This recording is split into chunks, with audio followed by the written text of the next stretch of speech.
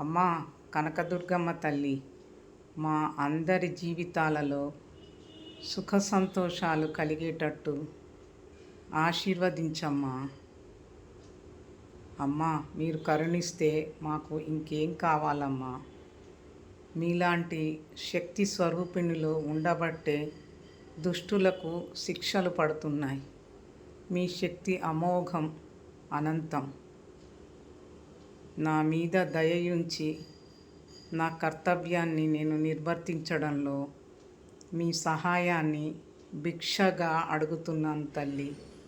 నన్ను కనికరించి నాకు దారి చూపెట్టు కనకదుర్గమ్మ తల్లి. మీకు ఇవే నా యొక్క హృదయపూర్వక నమస్కారములు అమ్మా తల్లి.